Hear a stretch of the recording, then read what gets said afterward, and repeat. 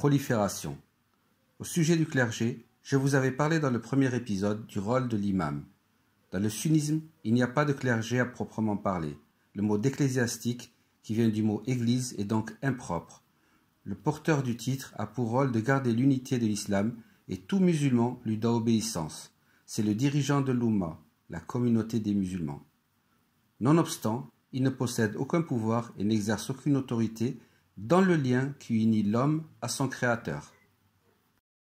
Pour en revenir à mon développement, cette notion de liberté des hommes a conduit à un affranchissement tel que les érudits ont trouvé là la clé qui leur a permis et les y a même encouragés à développer leurs recherches et leur quête infinie de savoir.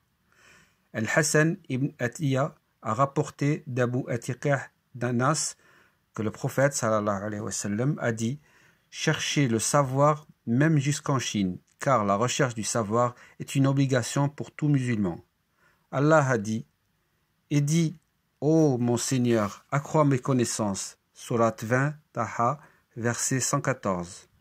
Le prophète sallallahu alayhi wa sallam a dit « Quiconque cherche un moyen d'acquérir une science, Allah lui rendra facile son chemin au paradis. » Sahih Muslim 2699.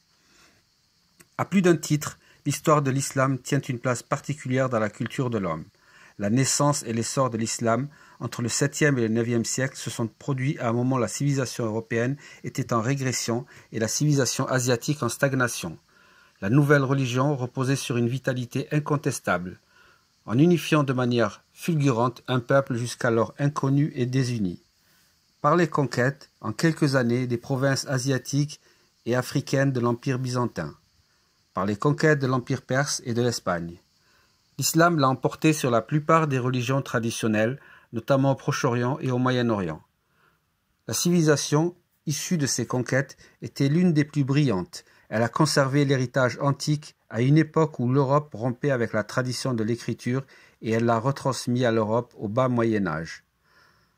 C'est le monde arabe, et en particulier le monde musulman, qui a apporté la lumière et un savoir infini à l'Europe durant la sombre période du Moyen-Âge, retransmettant notamment un savoir grec oublié ainsi que de nouvelles découvertes.